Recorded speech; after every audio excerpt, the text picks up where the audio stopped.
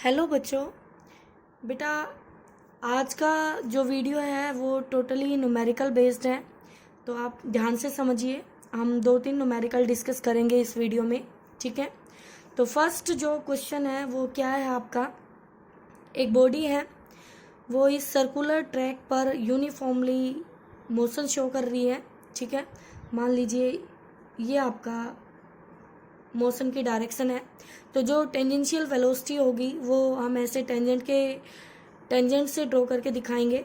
तो यहाँ पर हमने 2 पॉइंट लिए हैं पी और क्यू, और ये 2 पॉइंट इस तरह से लिए हैं कि ये सेंटर पर 60 डिग्री का एंगल बनाते हैं, ठीक है।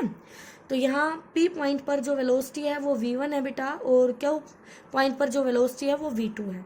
बट गिवन ये है कि बॉडी का मोशन यूनिफॉर्म सर्कुलर मोशन है, तो उसकी स्पीड कांस्टेंट है, बट वेलोसिटी वेरिएबल है, वेलोसिटी नॉट कांस्टेंट। ओके बेटा, तो देखिए बच्चों, हमारा गिवन ये है कि स्पीड कांस्टेंट है, तो हम कह सकते हैं कि मैग्नीट्यूड में दोनों वेलोसिटी इक्वल होंगी v के। हमें कैलकुलेट करना है इनका change, delta we find out करना है कहाँ से कहाँ, P टू क्यू पॉइंट के लिए। तो बेटा जो रूल था आपका वही हमें अप्लाई करना है कि चेंज हमेशा फाइनल माइनस इनिशियल होता है। तो यहाँ पर इन दोनों वेक्टर की टेल से टेल अगर हम मिलाएं तो ये 2 वेक्टर आ गए आपके v1 एंड v2, और ये एक तरह से 2 वेक्टर का एडिशन है, v2 फिर प्लस माइनस v1, और माइनस v1 क्या होगा, इस तरफ जाएगा आपका, और अब v1 और माइनस v1 के बीच जो एंगल होगा वो कितना होगा आपका 180 माइनस 60 यानी 120, ठीक है बेटा। तो आप ग्राफिकली भी कर सकते हैं, लेकिन मैं आपको ऐसे समझा रही हूँ तो आप इसको ध्यान से देखें, ग्राफिकली खुद करके देखें आप।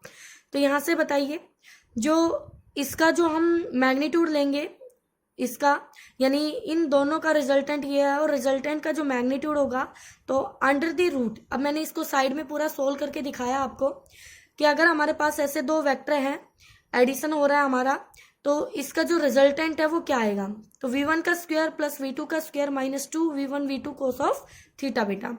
अब देखिए यहां पर जो है आपके पास अंडर रूट v1 और v2 इक्वल है, तो v square plus v square minus 2 v square cos theta बेटा। 2v square minus 2v square, यहाँ से v स्क्वायर कॉमन आया और उसको हमने बाहर कर दिया रूट से, और 2 को कॉमन करके अंदर 1 माइनस कोस थीटा, और 1 माइनस कोस थीटा आपके मैथमेटिक्स में एक फॉर्मूला आएगा 2 साइन स्क्वायर थीटा बाई 2 होता है, 2 साइन स्क्वायर थीटा बाई 2।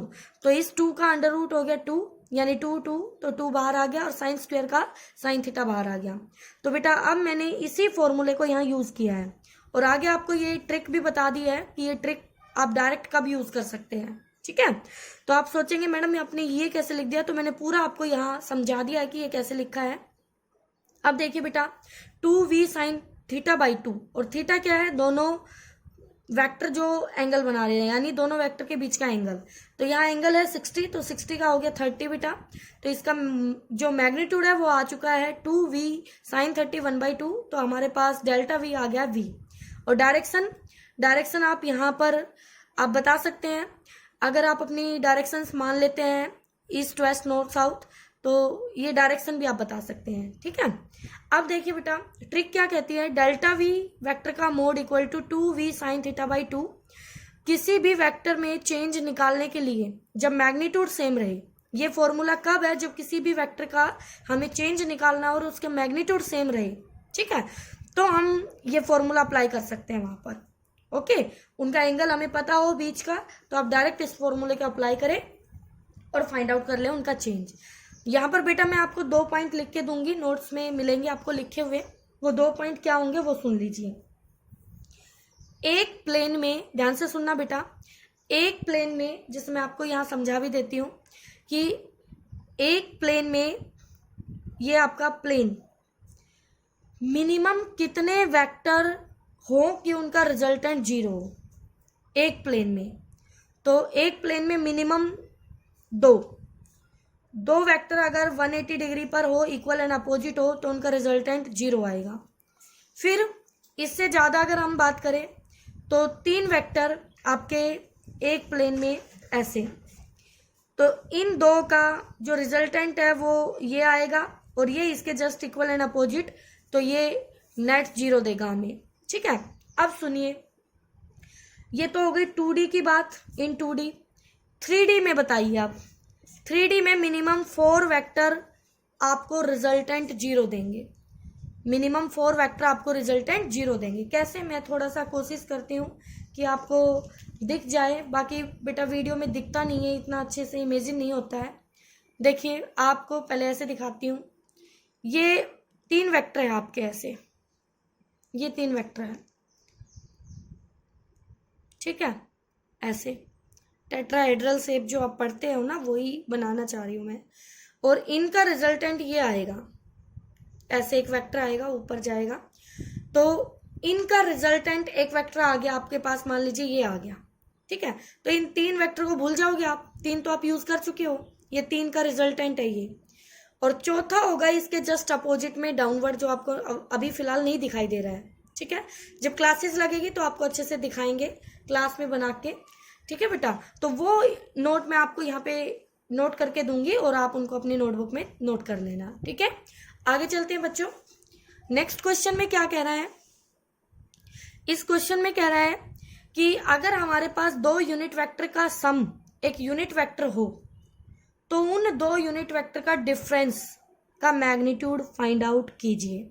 ठीक है, तो हमने मान लिया ए और बी वो 2 यूनिट वेक्टर हैं जिनका सम सी वेक्टर के इक्वल है, और इन्हीं दोनों के मैग्नीट्यूड इन्हीं दोनों के डिफरेंस का मैग्नीट्यूड हमें फाइंड आउट करना है। ठीक है बेटा, तो अब मैं पहली इक्वेशन का यूज करूंगी, और इस इक्वेशन का यूज अगर करूं, दोनों तरफ मोड लेकर उसका स्क्वायर करूं, तो बेटा ये मौसम चेंज हो गया बच्चों, बहुत ठंडी हवा चल रही है। चलो करते हैं कंटिन्यू। तो बेटा a प्लस बी का मोड लूं और उसका स्क्वायर करूं, तो आपको पता है कि रिजल्टेंट का स्क्वायर करें, यानी आर स्क्वायर क्या होता है, आर स्क्वायर होता है फर्स्ट वेक्टर का स्क्वायर, उसके मैग्नीट्यूड का, फिर सेकंड का, फिर 2ab cos ऑफ थीटा, और इक्वल टू में रिजल्टेंट का स्क्वायर आर स्क्वायर। ठीक है बेटा, बच्चों यहाँ आंधी चल रही है, देखिए, तो ये हो गया 1 1 2, ये हो गया 2 cos थीटा इक्वल टू 1। तो बेटा यहाँ से सोल्व किया, 2 cos थीटा आ गया -1, cos थीटा आ गया -1/2। बेटा जी cos की वैल्यू -1/2 120 डिग्री पे आती है, इसको आप याद रखें तो ज्यादा अच्छा है आपके लिए। ठीक है, -1/2 कैसे आती है यहाँ देख लीजिए, एक बार बता देती हूँ आपको दिक्कत ना हो। cos 120 को लिख सकते हैं cos 90 + 30। ठीक है, तो यहां से cos 90 + 30 है, तो ये हो गया cos 120 डिग्री। अब cos को 90 पे चेंज हो जाएगा बेटा। ठीक है, फर्स्ट 90 + थीटा, ये आपका सेकंड क्वाड्रेंट, तो cos बन गया साइन, क्या बन गया साइन, और ये हो गया 30। अब सेकंड क्वाड्रेंट cos का घर नहीं है तो माइनस, और साइन 30 होता है 1/2, तो ये आ गया -1/2। दूसरे तरीके से cos 120 को लिख सकते हो cos 180 - 60, अब भी ये 120 के इक्वल है, तो यहाँ पर cos 180 माइनस, यानी कि सेकंड क्वाड्रेंट है, अब भी cos सेकंड क्वाड्रेंट में नेगेटिव हो गया, और cos 180 पे चेंज नहीं होगा, cos ही रहेगा, तो cos 60 की वैल्यू कितनी होती है 1/2, फिर से ये 1/2 आ गया। ठीक है बेटा, तो बच्चों आपने यहाँ से थीटा निकाल लिया, अभी ए और बी के बीच 2 यूनिट वेक्टर के बीच 120 डिग्री का एंगल है। अब हम इजीली इनका डिफरेंस का मैग्नीट्यूड निकाल सकते हैं। तो डिफरेंस का मैग्नीट्यूड का मतलब है √, फर्स्ट का स्क्वायर सेकंड का square -2 first into second into cos of 120, cos 120 होता है 1/2 माइनस का 2 से 2 कैंसिल, माइनस माइनस प्लस, तो 2 + 1 आपका √3 आ गया बेटा, तो ये आपका आंसर।